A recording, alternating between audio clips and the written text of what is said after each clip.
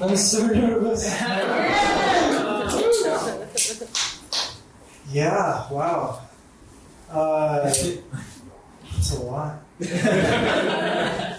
And that's, I guess first of all, thank you for letting us share these works like here tonight.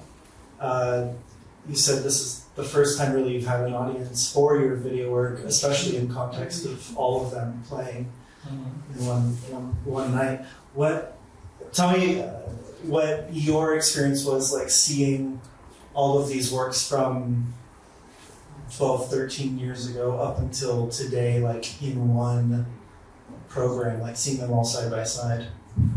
I think it was so beautiful because you can actually like see my progression and my interests, my endeavors and all the stuff that I was interested by. And I don't know, I never had any money to produce those, so it was like an endeavor of passion all the time.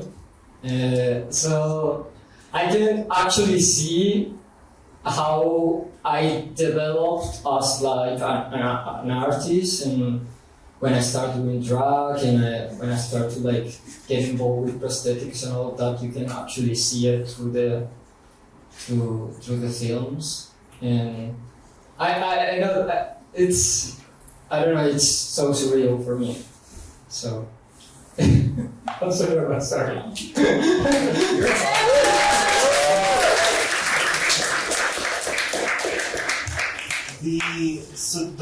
One of the reasons I played or like chose to put the first one, Oedipus Orca, first was because I think that was the first, either that or Womb were the first pieces of yours that I ever saw years ago, and I love that Orca makes an appearance, at least in name of that, like aligned with Orkgotik. Yeah, that's something that I think I should explain. The first one that we saw, in which I'm like with a kind of like a fly in my mouth. That was the first video that I did in Argentina, because like Manitas de Bebé, Little Baby Hands, is in Colombia and Womb, and I started like making films in Colombia, but then I realized that it was like too difficult to manipulate people around me in order to make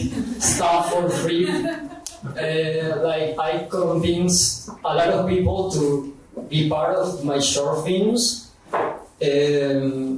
only because I had a vision and people jumped into it and they realized that it was like something fun, that it was gonna immortalize them.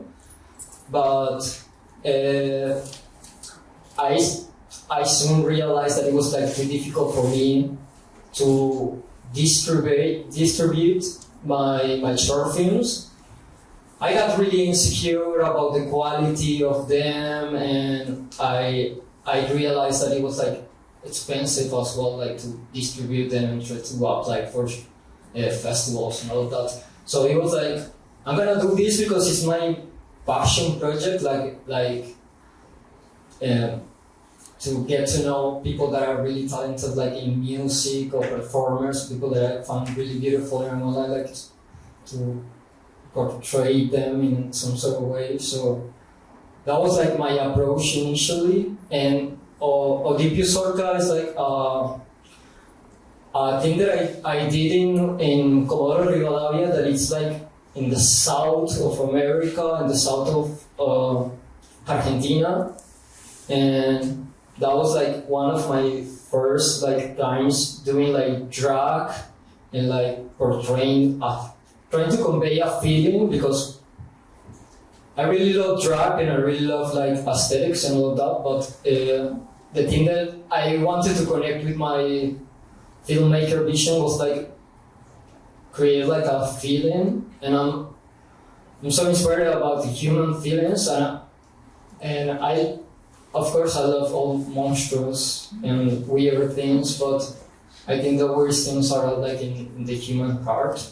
And Oedipus Orca was like the first one that I did in which I was like, okay, so I'm gonna be the lead because I cannot force people around me to do it because I was so new in Buenos Aires, in Argentina, that was in Buenos Aires. And then I moved to Buenos Aires, and that's how the second part, you can see like someone really present in my films that is this trans girl that is like really skinny and tall, and she's like a excellent musician and producer that I used to live with her. And well, I don't know if you have questions about. Yeah, we got lots of questions. Yeah, I guess I love seeing the progression of how you use not just DIY approaches. Well, how you use DIY approaches like in your films, like with Wound, with like the plastic that was kind of, you know, between us and the performer, between the camera. That was the black and white, one of the first ones that we saw, like in which there's like this girl, like ripping plastic like material on the street. And just the different objects that you, like found objects that you use like throughout, like the baby hands and everything. And all of these, there's like a clear through line, like from your early films to the way you create prosthetics like today. Yeah, I was that was so interesting for me because Little Baby Hands, that's something that I did. That was my last film in Colombia. And now that I'm seeing with the whole approach about like art and of like being like edgy and all of that, it's so ridiculous that I can see it, and it's like, oh, so I'm trying to achieve for that. I'm Lula actually, and I'm planning to like cut somebody else's baby hands in order to be like edgy. So a future look, maybe. Yes, I think it's a really great look. I made all the costumes for that. I made the hat. I remember that I was so broke when I was doing that, and it was like a really difficult time for me because making those short films, the first ones, like I have to like invest a lot of emotions and like time, and I realized that, oh, I'm really bored to do this. I don't have the money to do it, and it's like everybody is like doing things for me just because they like me and because they think that I have a vision and all of that. But it's not the best feeling, like to know that you have a lot of people working for you for free and like investing their time for that. But I think that everyone feels really proud of the end result. And what was the question? Sorry. I lost track. Can you talk about, I guess, a little bit about how the approach to making films is connected to your making prosthetics for your monsters? I mean, when I started like making short films and stuff, I realized that I wanted to convey like a feeling, like an emotion. So, I mean, I just, that was my main goal, like to be a filmmaker, because I consume a lot of like movies and films and all of that.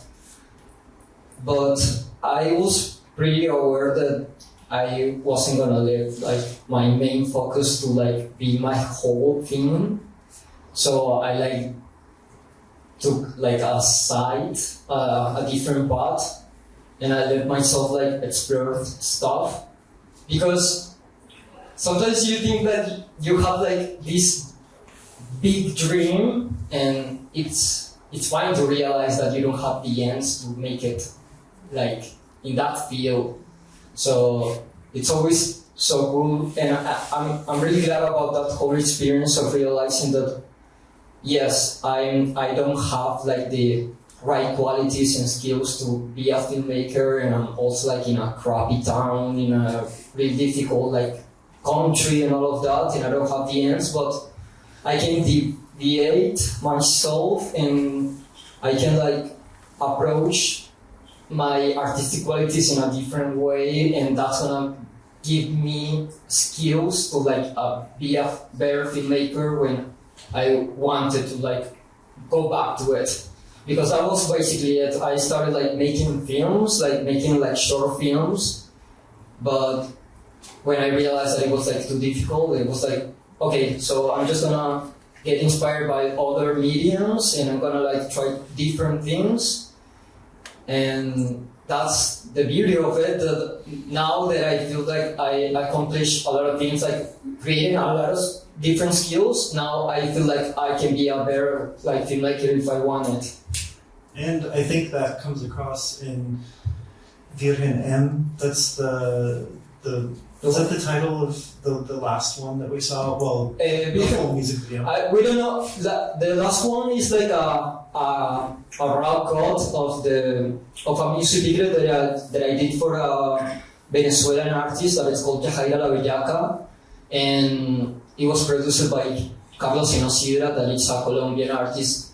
I met him in Argentina, Buenos Aires, Argentina. And I knew that I had to involve fully in that project. They asked me like to be part of the music video, but I was like, no, I want to direct the music video. I want to be the creator of the concept and all of that. Even if there's no money, I just think that those tracks and the fact that it's a Venezuelan artist and a Colombian artist creating a track, it makes sense to me, like me being the one to create that landscape for that music video. So I was like, I'm gonna do it, I don't care.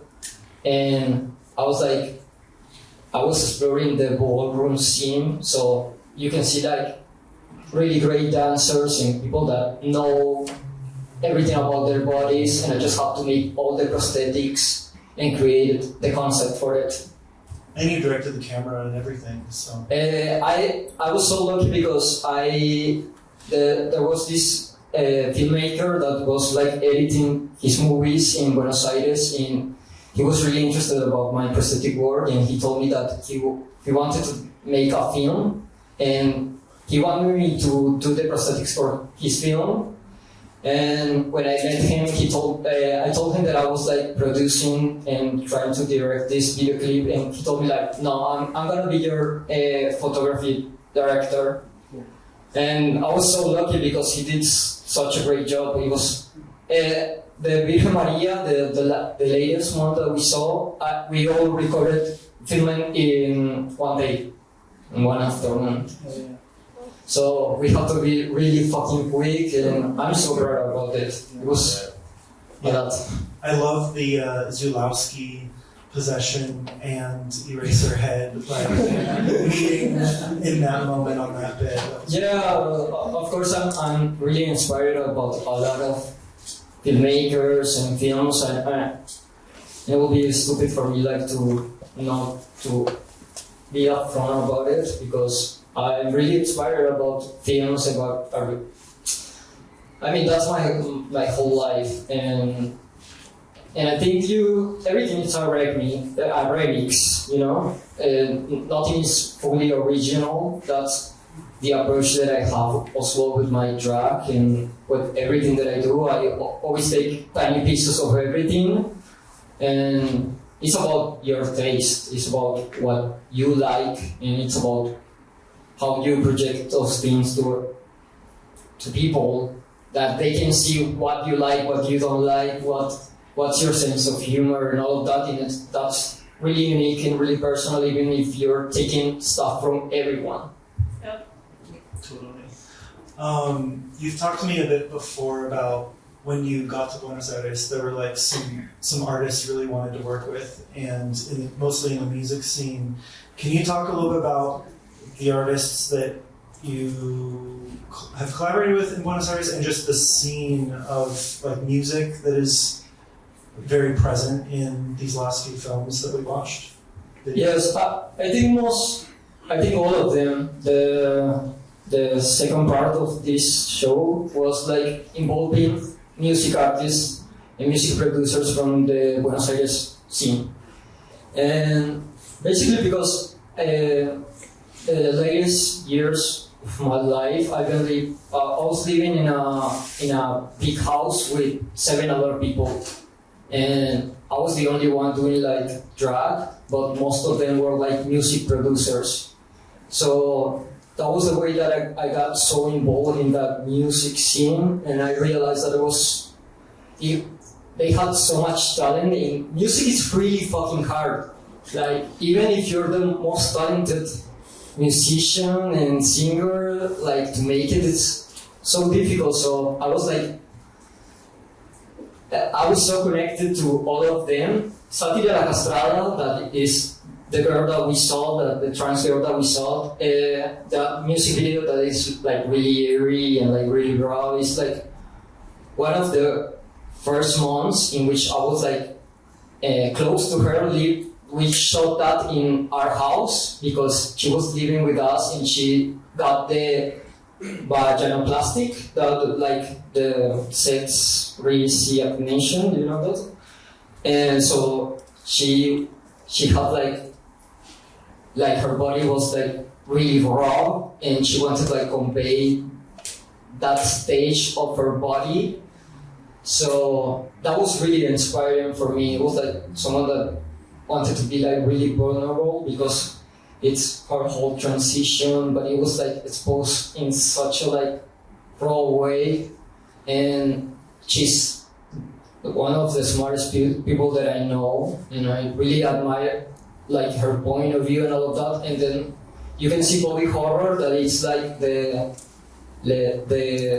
4 music videos in one that we filmed like in one night, the whole 4.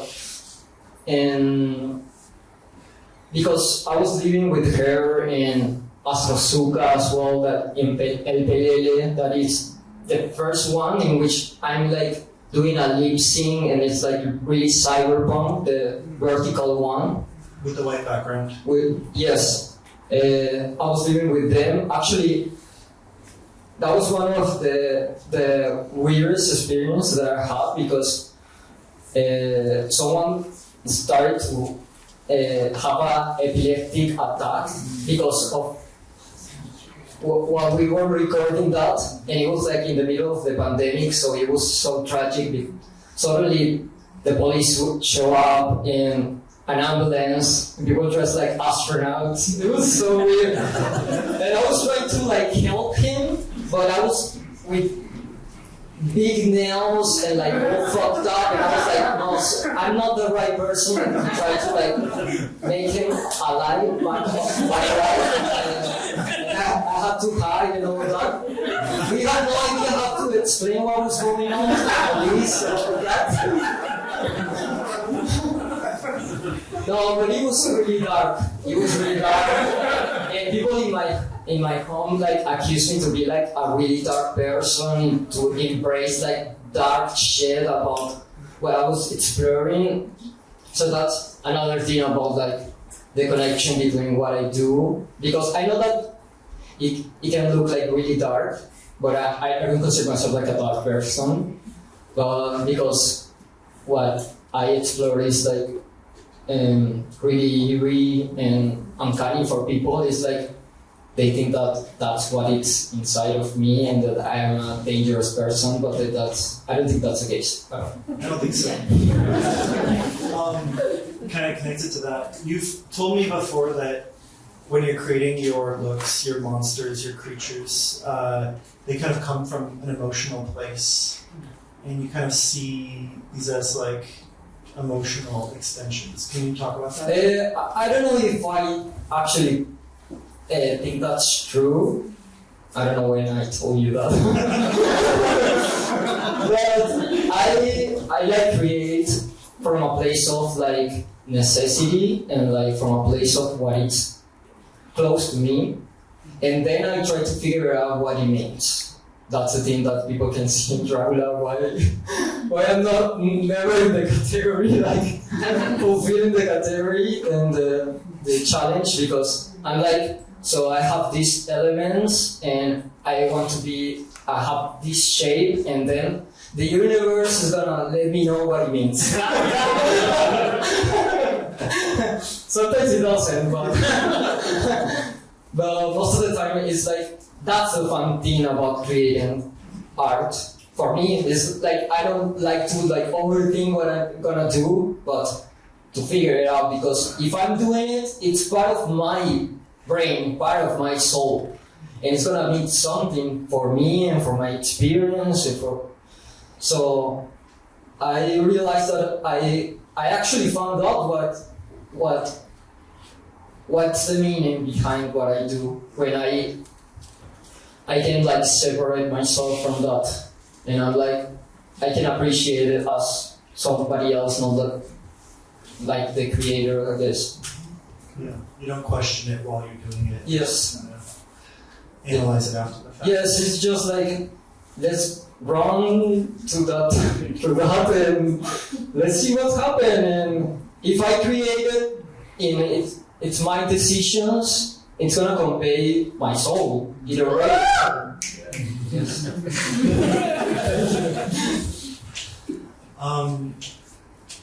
Do we have any questions from the audience? I got one hand right here. So I noticed a lot of your films. It's gonna be a film question. I noticed a lot of your films have various inspirations from anything ranging from like narrative to body horror to liminal space. I want to know, in your opinion, what are like a handful of movies, creators, or people that inspired you then versus now? Okay, so I have a couple of like films and like artists in general. There's this one guy that it's like French. I think it's called Olivier Sarrazin, and it was like the first person that I saw. He used a lot of clay, I believe, and he distorts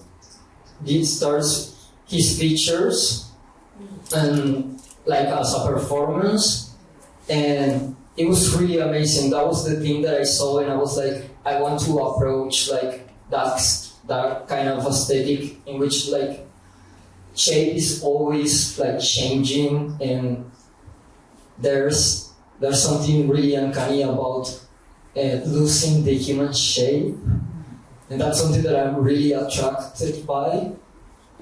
And then there's like, I'm such a sucker for dramas and for like really long movies about human behavior and all of that, like Ingmar Bergman and Lars von Trier and like Haneke and all the European directors. But I recommend a movie. I've been doing this for the longest time, that is like a Chilean movie that is called The Wolf House.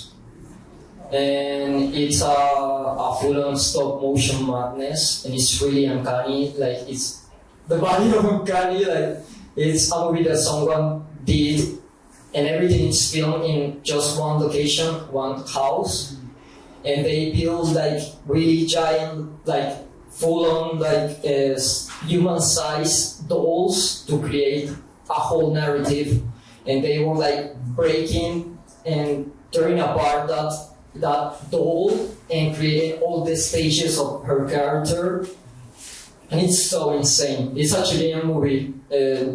That's the name I really recommend it. Like, it's the best movie that I've seen recently. It's really cool. That's I got it. It sounds like, have you heard of Gaspar Noé as well? Yes, I know. I know Gaspar Noé. Yeah. It's actually like I mean, I'm not from Argentina, but I know that I saw him actually one time, and he's like the son of one of the greatest painters of Argentina. Yeah, like he comes from a really wealthy background, but I love his films. I love every single one his films. I saw Irreversible with my mom. And that was a really traumatic experience because I used to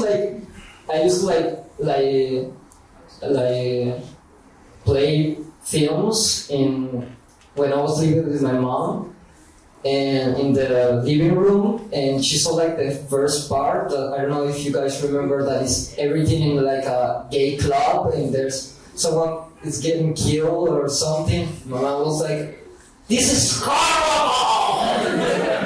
This is disgusting!" And she just sit in the couch and then she was hooked.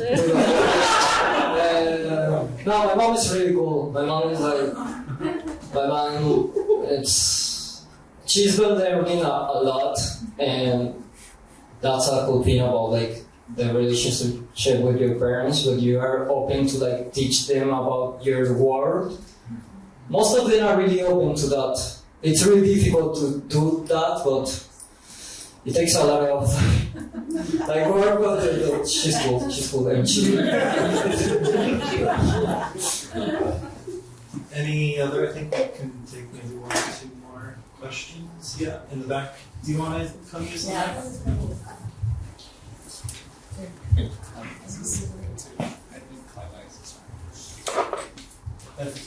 So I know that like drag is like your main focus, but do you ever see yourself just drifting from drag and going towards just filming, like being director of films? Because like your film's awesome. Like I literally I'm a huge horror fan, and I was like, dude, he needs to be making movies, like movie. Like I would watch your films. I would fan. I'm a fan. Oh, thank you so much. I mean, of course, that's my main goal, but I'm so open to everything that life is gonna bring to me.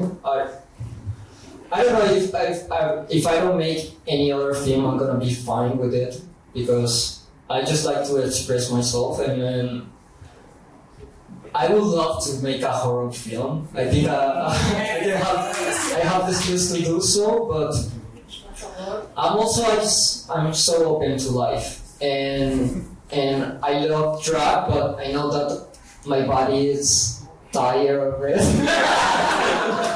It's a lot to do drag. It's a lot of stress, and I like to involve myself in it so much that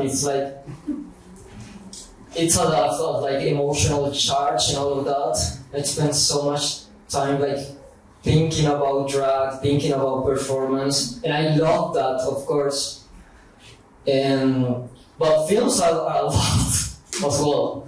So I really love the short period of time that you can like involve yourself in when it comes to drag.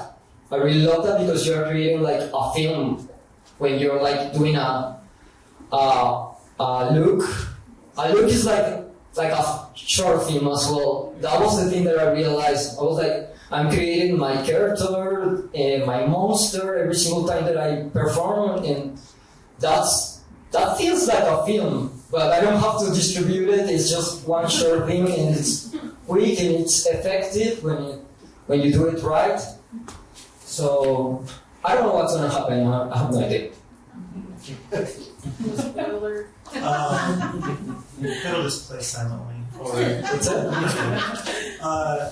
you mentioned sometimes when you do a look, you do just record some short little video clips and post them on Instagram. And we showed like a couple of couple pieces that were just like short in the moment experimental videos, basically.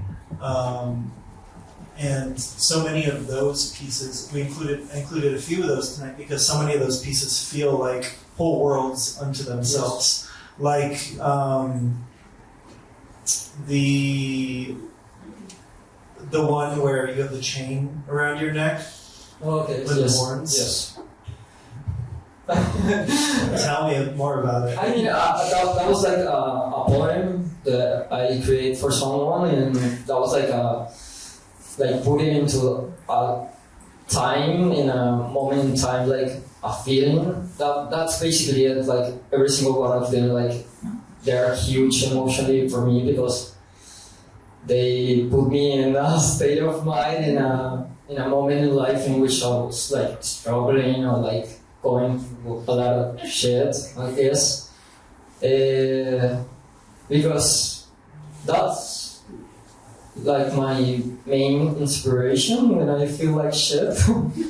I think most artists, if they are super happy, they don't wanna do art at all. They wanna be happy.